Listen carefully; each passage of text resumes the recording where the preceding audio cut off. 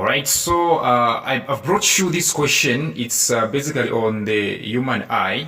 Yes, and it so reads, figure 4.0 below shows the external parts of the human eye. Figure 4.0 below shows the external parts of the human eye. Yes, so the external parts, which means the parts that you get to see from the outside.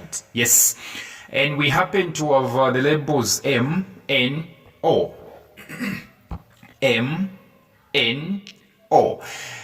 Question A1 reads, name the parts labeled M and N. Name the parts labeled M and N.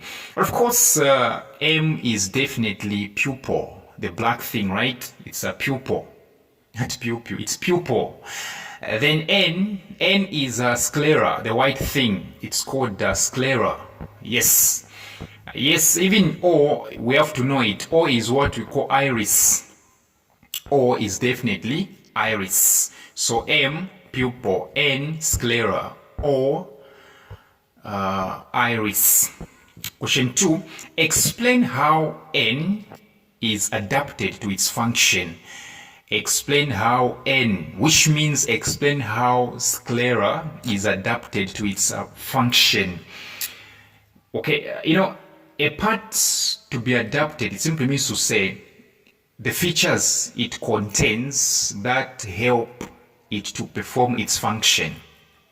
In short, the word adaptation simply means to say the features or the parts that part has that help that part to function. In short, what exactly are the features that help the sclera to work? What exactly are the features that help the N to work? And of course, the answer is it's got the fibrous structure called collagen fiber. Yes, it has got the fibrous structure, which is the arrangement of the collagen or collagen fibers.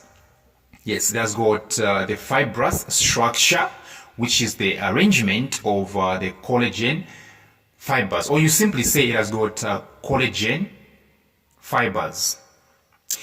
The second adaptation is that it has got variations in pigmentation.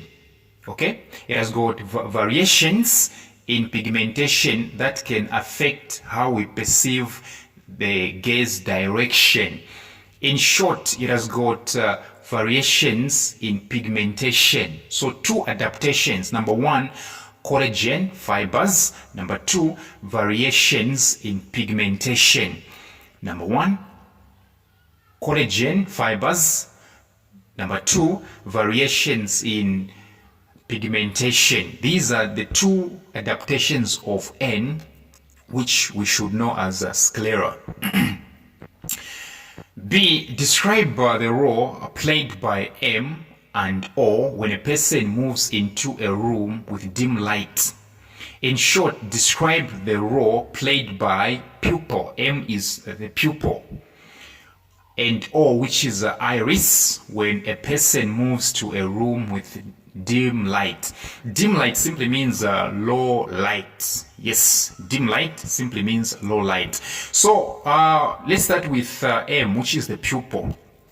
So in a dim light, M, which is a pupil, dilates. It dilates, all right, which means it opens. Okay, it is enlarged.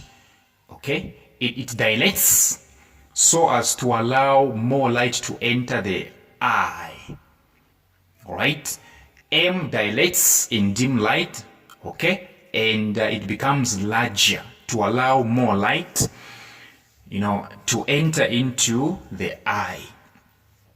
O, which is the iris, actually, the iris is there to control the size of the pupil. Yes. So in short, the iris is the controller of the pupil.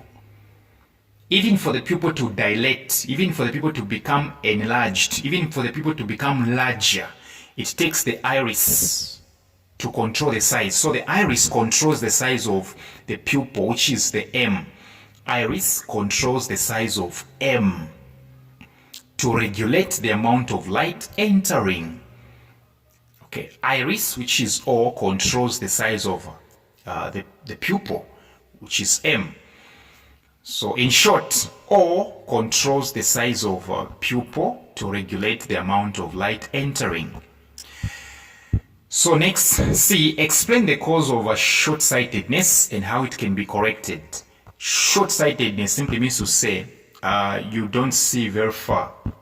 All right, the only things that you get to see are those that are nearby. Yes.